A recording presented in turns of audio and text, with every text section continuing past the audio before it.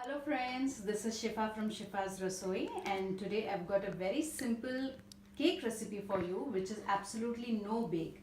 So this recipe is called as a no bake chocolate biscuit cake, and this recipe is especially good for those ladies or those people who are so interested in baking but are restricted because they don't have an oven. So this recipe is for them. So let's move ahead and learn what all the ingredients are. Digestive biscuits. These are 400 grams. You can use any brand you like, but I chose this because this was whole wheat flour and bran, obviously for the health reasons. And I have got, we are going to use this entire packet, and I've got cocoa powder over here.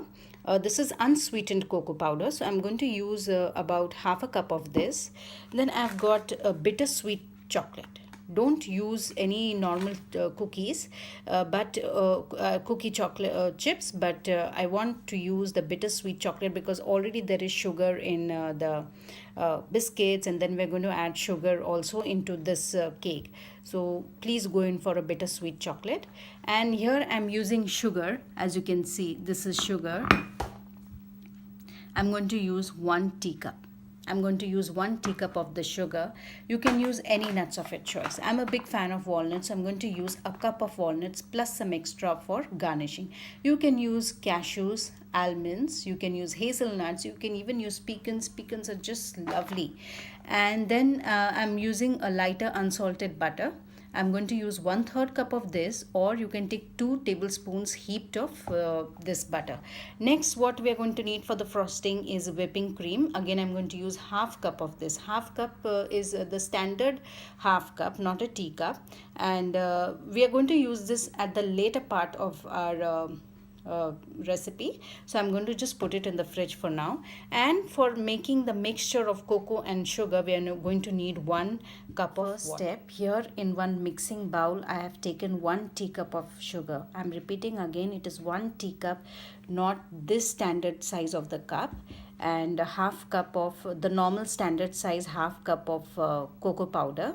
And what we're going to do right now is we're just going to mix it really well along with 1 cup of water. This is the water that I've taken, and I'm using the standard cup of water.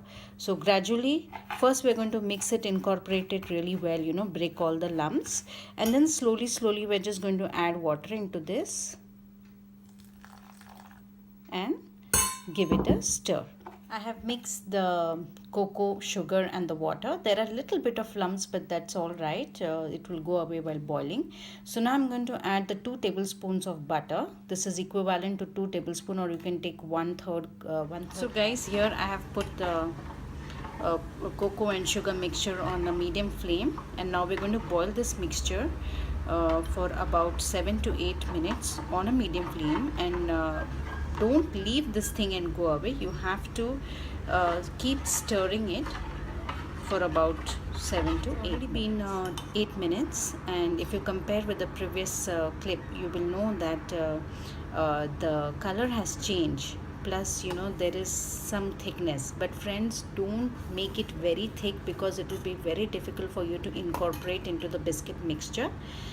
So we'll just switch off the flame right now and let it cool for about 10 to 15. Before we move on to the next step, let me show you that I'm going to use this kind of a cake mold. So this is a detachable cake mold. We just have to put it inside and it gets packed down, and it's very easy to remove. You just have to push it from down. So this is done. Now what we have done here is biscuits. I have broken it with the help of my fingers only. You have to break it into very small pieces. This is done. This is the 1 packet. Now 1 cup of walnuts, I again broke it with the help of my hands only. You can process it in the food processor also, but make sure that you don't overdo it and don't make it into a paste, because then it will start releasing all its oils. So I lightly toasted them onto the pan, and now we're going to mix into this biscuits. Give it a good mix. This is our cocoa and sugar mixture which we have boiled, and see, it has thickened and it's now at room temperature. So now we're going to pour it into our chocolate mixture, and you're going to give it a good mix.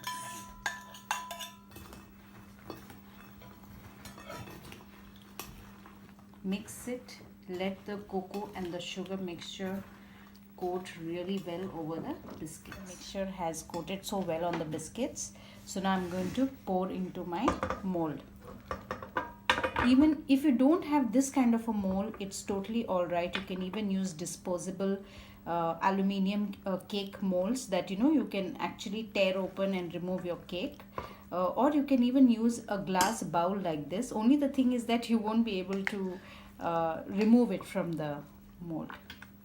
So as we are putting down, we will start pressing it. So I'll just pour in the other, and with the help of the back of the spoon, you're just going to press it down and then shift the mold.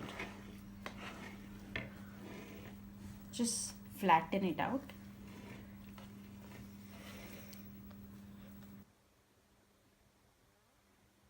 Our cake base is ready, and now we're going to put it into the fridge. I hope you can see it. And now we're going to put it into the fridge and let it set for about, since we have made this flat, so now I'm going to cover it with a cling wrap and we're going to let it set. In this pan I've added a half cup of cooking cream, or whipping cream.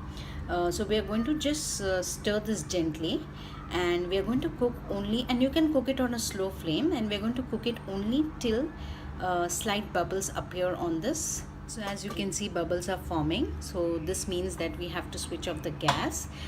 We do not need to boil the cream, because if you're going to boil this cream, it's going to curdle. So now this is half cup of chocolate, bittersweet chocolate that I'd shown you. You can even use cooking chocolate. So now I'm going to add to this, and we're going to stir it until it becomes creamy. Chocolate is ready, and as you can see, it has melted really well. So this is going to be our frosting. So what we're going to do is, like, it is warm now, so we're going to let it cool down to room temperature, and then we will pour it over. Our frosting over here has come down to room temperature. So now what I'm going to do is, like, I'm going to pour it over the cake. This is our cake which was resting for about 2 hours. So we're just going to spread it nicely over the cake, and as you see, spread it like that, how I'm doing it. And then now I'm going to cover it with an aluminium foil, and we're going to let it rest in the fridge for 6 to 8 hours of sitting into the fridge.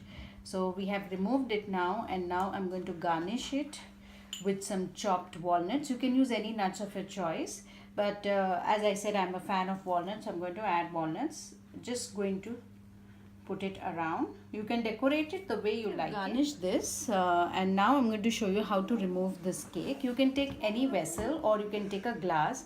Just place your mold over it and very lightly press it down. So here our no-bake biscuit chocolate cake is ready. So you can have a look, and I'll just cut one piece and show you. It's a real melt in mouth kind of cake. The moment you put it into your mouth, it just melts. So see how beautiful it looks, and the moment you put it into your mouth, it's going to just melt it. I have garnished it with some walnuts, but before cutting, what you can do is, like, powder some sugar, put it into this kind of a tea strainer, and then just dust it over your cake.